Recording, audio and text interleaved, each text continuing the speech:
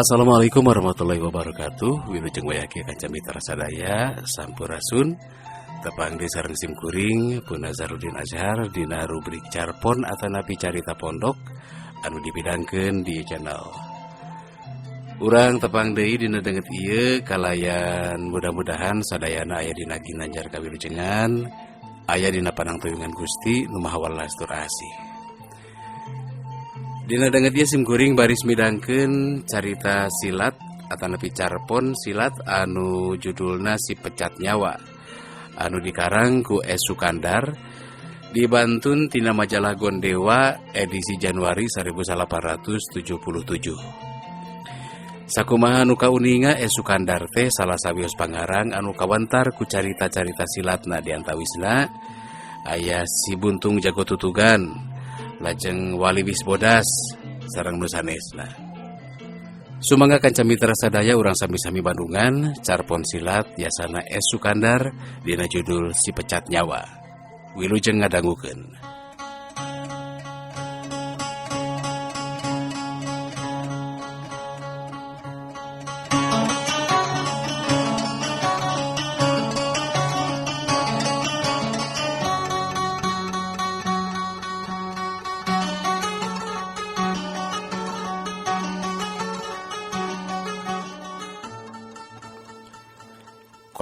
Kolebat, jelig, jelegedeg, hiji jajaka hade rupa hade wanda, pangawakanana seseg waweg simbar dada.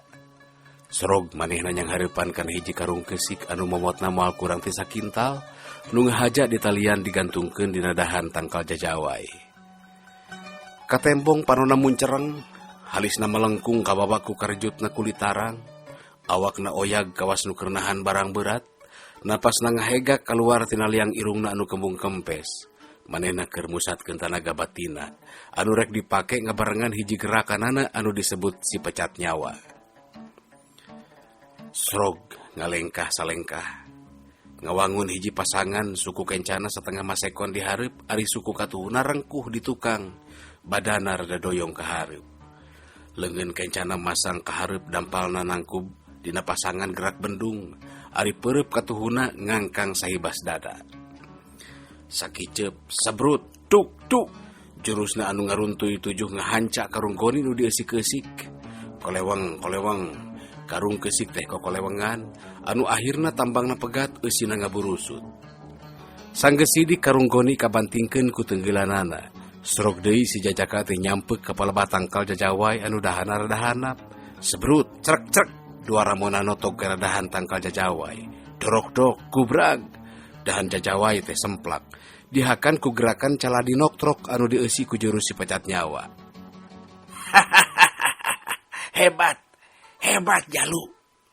Ceuk hiji sora tukangeunana. Anu tayalian ti Aki Adi anu jadi guruna jeung akina pituin. Gacleng Aki Adi kagigireun Darta. Maksudna mah rek nepak pundukna pikeun ngebrehkeun pamujina. Tapi lain deui ngaranjugna lantaran jurus Si Pecat Nyawa teh ayeuna mah disangharepkeun ka manehanana. Darta, eling jalu. Aki Adi ngagero sarta rikat sakilat ngareundek ngalalapkeun badana dina gerakan monyet ngemil. Anu saterusna ngacorelat ka gigir bari nakis leungeun Darta nu geus nyampeuk. Tapi balukarna kacida hebatna, matak muringkak bulu punuk. Badan Aki Adi nepi ka ngalayang kabantingkeun, ngan untungna Aki Adi ngagunakeun gerakan cak-cak murag anu dina ragragna henteu ngagedebut ti beubet, tapi jelig, celegedeg, nangtung deui kalawan teu sakara-kara. Darta, jalu. Aki Adi ngagero lirih, bari katayap nyamperkeun. Darta nu harita geus sabiasa deui, malik bari ngareret ka akina. Teu kira-kira kageteunana lantaran bet aya akina di tempat anggang ti manehanana. Padahal tadi mah aya di gigireunana nungguan manehna keur latihan jurus Si Pecat Nyawa. Geuning akibat aya di dinya. Damel naon kitu? Darta nanya kaget.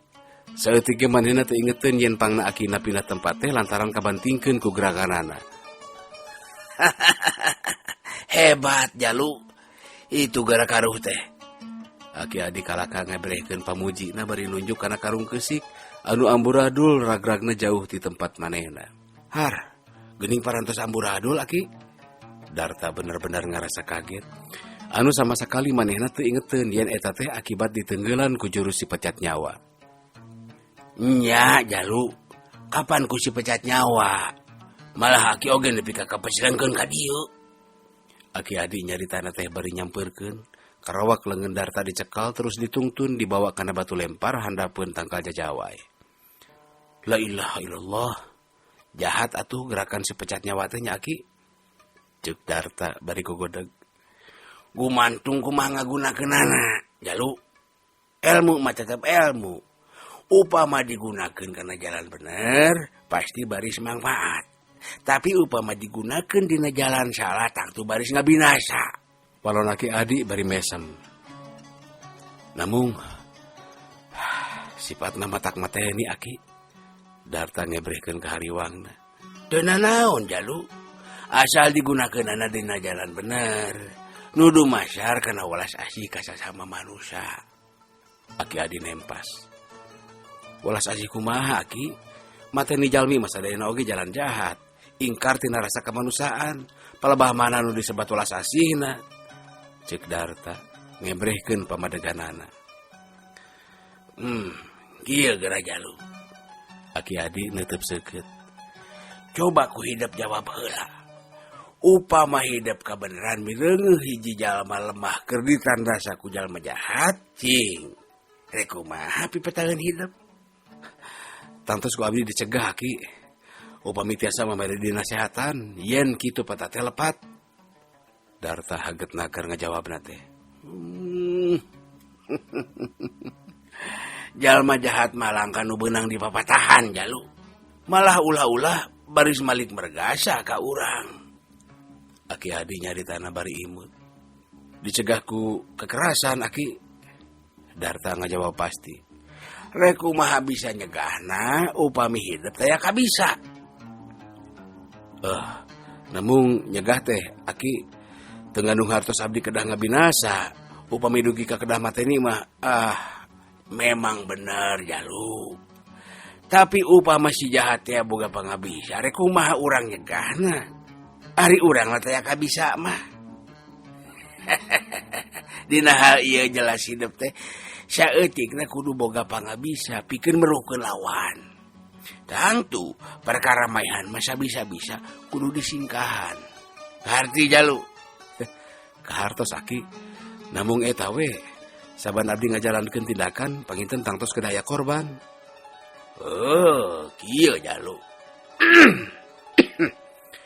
Ngagunakeunana kudu kalawan make kasadaran. Ulah seperti tadi.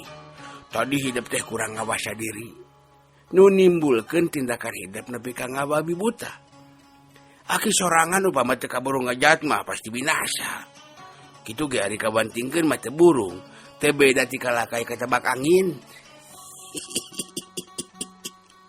Aki Adi seuri. Mohon laras Aki. Abdi teh kajurung tingku nafsu. Manawi teh moal aya akibatna. Walon Darta kalamas kalemis bangun era sorangan.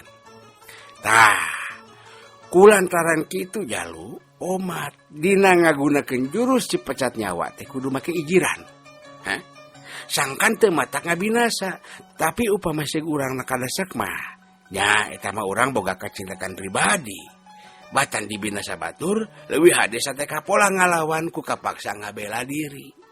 Ngan omat, ulah boga rasa ujub takabur. Sarta dina ngalawan oge kudu tetep make ijiran, malar taya korban. Darta ngahulang, tapi tetela manehna ngaregepkeun papata Akina. Jung manehna nangtung katayep nyamperkeun karung keusik nu amburadul, ceker entesna. Mun kena ka jelema, piraku we teu matak ruksak. Ku kituna manehna janji yen rek ngestokeun kana pituah-pituah Akina. Aduh. Hayu Jalu, ayeuna mah urang balik. Geuning geus mujehna salat lohor ya teh. Aki Adi jung cengkat. Keteyap lempang dituturkeun ku Darta. Sabot Aki Adi jeung Darta keur jongjon lempang marudun ti pasir Gunung Rakutak, rek muru ka lemburna di Jaburaya. Anak korobas jelegedeg teh, aya nu megat jalaneun. Teu kira-kira Aki Adi jeung Darta ting raranjugna raruaseun. Kunaon Andika Adi make ngaranjug? Kawas nu teu digebrak ku paraji, ha? Nah Andika sieun batrok jeung kaula atawa rumah sakana dosa? Ceuk hiji jalma jangkung badag simbar dada. Pasemon bosongot bade amprotan, kumis baplang sanggadulang. Papakeanana sing sarua hideung, dina cangkengna nyolegreng bedogna setengah depa. Manehna teu nyorangan tapi dibaturan ku muridna. Geuning bahlam ja. Kula mah lain reuwas dume amprok jeung Andika, ngan eta we ujug-ujug aya nu ngagoroba sugan teh ucing leuweung. Walau Aki Adi, sorana lirih tapi ngandung wibawa. Mungkirnya, yeuh Adi. Bangna kaula datang ka dieu rek balitungan dosa Andika baheula. Geura tarima yeuh peureup kaula. Beri sebrut bae bahlam jana rajang. Gerakanana kacida cepetna kawan tugas kasebut jago kolot nu langka tandingna. Peureupna ngahiuk bangbaraan, rek mapeg cukang irung Aki Adi. Tapi sakilat akhir rikat ngagunakeun gerakan monyet ngemil bari ngareundek. Sukura nu kencang ngeser setengah lengkah ka gigir, plos panonjok bahlan japoos. Tapi peureupna ditarik deui, serta hiuk ditimpugkeun deui. Mangkelanan bahlam ja, ulah waka gurung gusuh. Ceuk Aki Adi bari peureub bahlam ja teh ditampanan ku dampaleungeuna, anu saterusna dibawa ka gigir ku leungeun kencak atuhuna pilih genti, anu teu merapna ka bahlam ja puguh we matak ngaranjug reuwas. Lantaran pasangan leungeun jeung kuda-kudana jadi teu puguh, sasat diulin caikeun ku gerakan engkang-engkang. Sabot Aki Adi keur patutunggalan jeung bahlam ja, si Samun muridna bahlam ja sebrut nurutan guruna narajang Darta. Tapi Darta teu ngejat. Malah pandarajang si Samun teh ditadah ku gerakan si pecat nyawa. Sok sanajan teu sapira dumeh make ijiran tea, tapi si Samun nepi ka ngoleang ka tukang, badana jungkir jumpalik ari bek ari sek bae tengak tengek. Sasat ti bebeutna teh ku pamolah sorangan.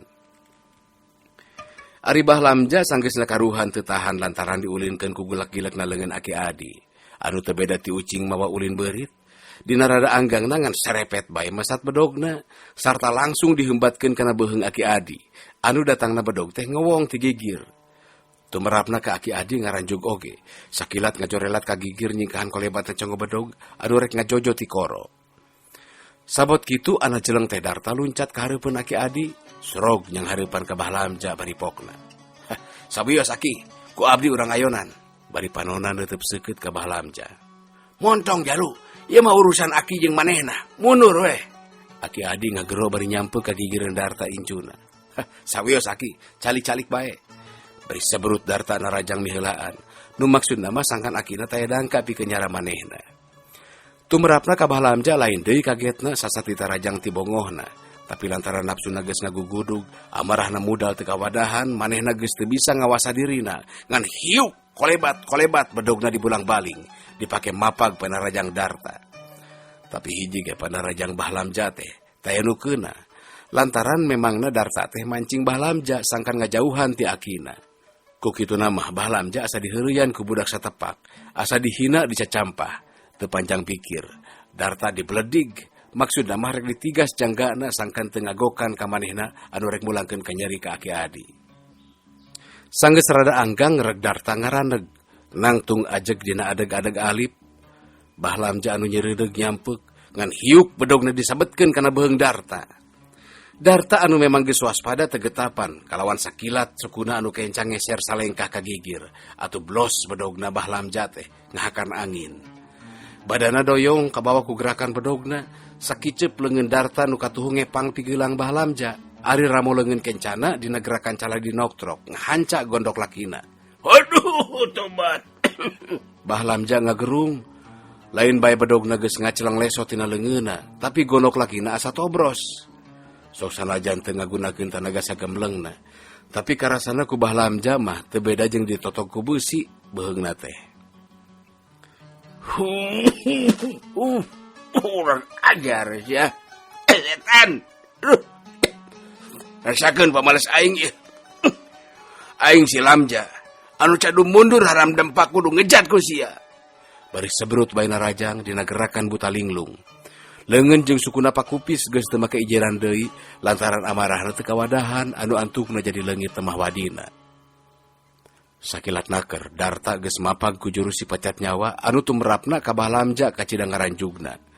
Lantaran peureupna nu sagede jeruk bali teh saukur ditoel ku curug Darta, tapi karasana teu kira-kira nyanyautanana. Nepi ka Bahlamja beungeutna muringis. Tapi lantaran geus kagok asong, ayeuna mah manehna ngawahan. Cia! Badana ngalayang sahibas dada. Maksudna rek anggeus-anggesan ku jalan lejeh dada. Tapi kanyataanana kacida salahna. Dampal suku nu jebrag teh palabah memuncanganana ku Darta ditempel bari nyuliwa terus dipuihkeun. Anu balenyang teh Bahlamja ngalayang sarta ti bebeutna nutug kana taneuh garing. Ari bek ari sek bae Bahlamja teu usik teu malik. Kapaehan ngambul jeung ti bebeut ku tanagana sorangan. Cukup sakitu we Jalu. Anggur mah tu baturna pangku hegrendengkeun jeung Bahlamja keun. Engke oge areling deui, ceuk Aki Adi. Regayang bae si samun di pangku, sok digolerkeun parendeng jeung Bahlamja, anu ngajapapang teu empes-empes kapaehan.